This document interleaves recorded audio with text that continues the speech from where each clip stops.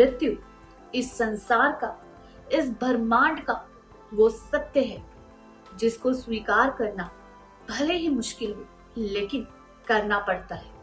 जी हाँ, किसी का जन्म होता है तो हम बहुत खुश होते हैं, हम उसको बहुत आसानी से एक्सेप्ट कर लेते हैं। लेकिन अगर हम अपनों को खोते हैं, हमारे अपने परिजनों का मृत्यु होता है, तब हमें ये स्वीकार करना, एक्सेप्ट करना हमारे लिए बहुत ही मुश्किल हो जाता है। लेकिन क्या आप जानते हैं कि मृत्यु के बाद आपके परिजन कहाँ जाते हैं?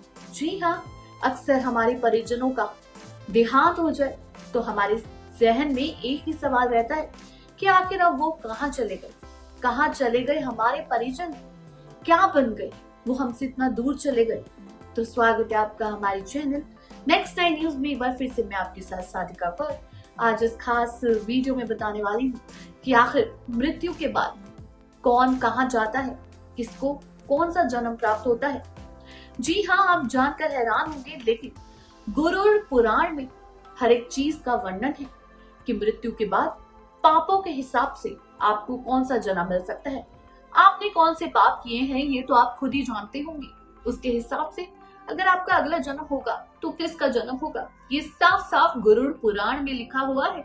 तो देखिए हमारी एक खास रिपोर्ट। हिंदू धर्म ग्रंथों में आत्मा को अजर अमर माना गया है। हिंदू धर्म पूर्ण जन्म इस पर विश्वास करता है, यानी इंसान की मृत्यु को प्राप्त हो जाने के बाद भी आत्मा जीवित रहती है।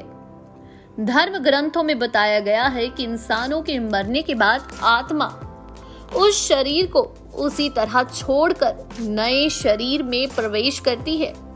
जिस तरह हम अपने पुराने वस्त्र उतारकर नए वस्त्र पहन लेते हैं, आत्मा को ये नया शरीर पृथ्वी पर मौजूद 44 लाख योनियों में इनमें से एक किसी योनि में मिल सकता है।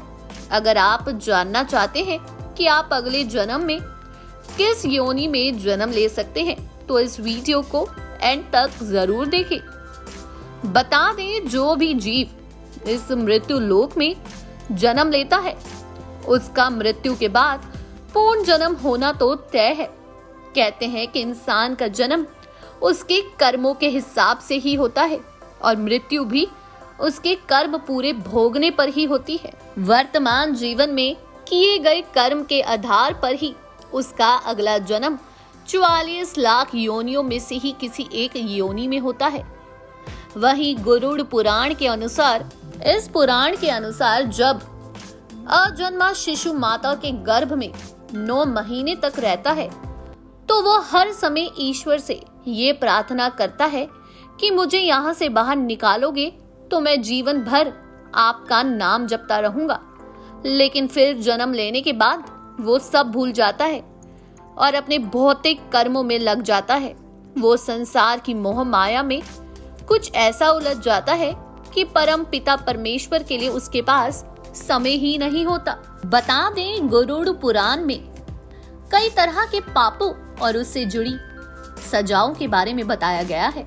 ऐसा माना जाता है कि मृत्यु के पश्चात नरक में सजा भुगतने के पश्चात फिर उसका किसी योनि में जन्म होता है।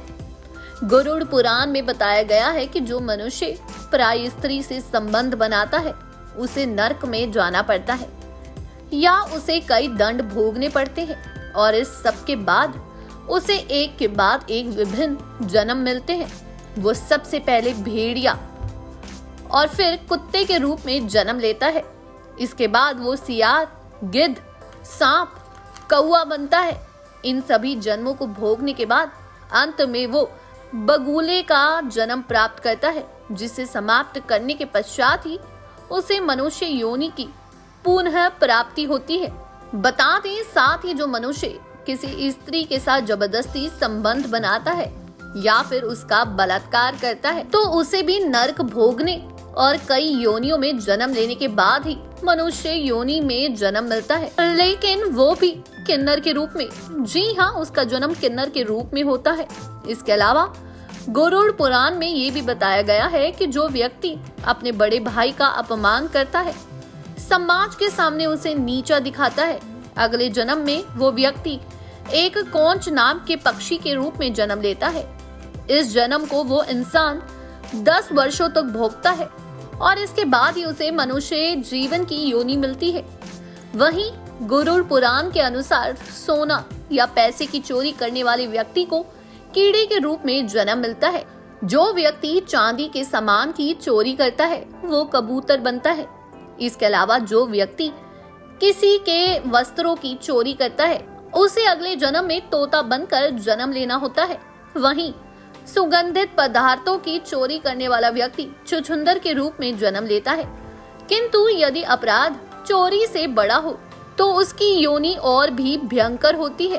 साथ ही जो व्यक्ति किसी हथियार से किसी की जान लेता है उसे गधे की योनि में जन्म लेना पड़ता है। उसके बाद वो हिरण की योनि में पैदा होता है, फिर वो मछली, कुत्ता, बाघ और फिर उसके बाद मनुष्य योनि प्राप्त करता है। बता दें, देवताओं और पितरों को संतुष्ट किए बिना मरने वाला व्यक्ति 100 वर्षों तक कौवे की योनि में रहता है।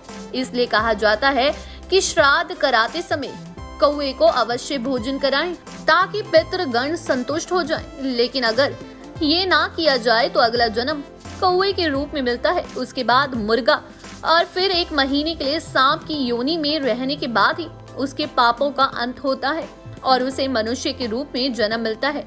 वहीं इसके अलावा गरुड़ पुराण में इस बात का भी वर्णन मिलता है कि इंसान का अगला जन्म उसकी चाहत और प्रवृत्ति के आधार पर भी निश्चित होता है। यानी आपकी चाहत और प्रवृत्ति के आधार पर ईश्वर अगले जन्म में आपको उसी के अनुकूल शरीर देता है। मान लीजिए अगर आपकी चाहत लगातार कुछ न कुछ खाने की रहती है और आप भोजन के बारे में सोचते हैं तो अगले जन्म में हो सकता है कि आप पालतू सुअर बनकर जन्मे जो हर वक्त खाता रहता है। इसलिए यदि पुनः मनुष्य की योनि में जन्म लेना चाहते हैं या फिर जीवन मृत्यु के इस चक्र से मुक्त होना चाहते हैं तो इस जन्म में अच्छे कर्म करें और धार्मिक आदतें अपनाएं ताकि आपको ईश्वर का सानिध्य प्राप्त हो सके।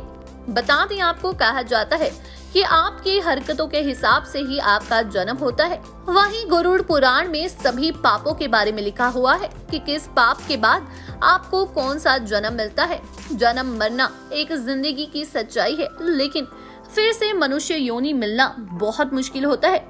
जिन्होंने अपने कर्म अच्छे किए हो, दूसरों की मदद की हो या कभी किसी के साथ धोखाधड़ी ना करी हो या सबके बारे में अच्छा सोचा हो, उस व्यक्ति का हमेशा ही मनुष्य जन्म होता है और वो व्यक्ति अपने मनुष्य जन्म में अपने पिछले जन्म की सारी इच्छाएं पूरी कर सकता है।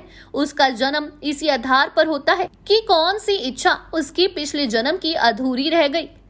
जी हाँ, तो ये सच है कि अगर आप चोरी करते हैं तो आपको किस किस तरह की चोरी के हिसाब से क्या क्या सजा मिल सकती है। वहीं अगर आप किसी स्त्री को बहुत ज्यादा बेइज्जत करते हैं या फिर उनके साथ कुछ गलत करते हैं, जबरदस्ती करते हैं, उसके हिसाब से भी आपको कुत्ता या भेड़िया जैसा, जी हाँ, ऐसा जन्म मिलता है।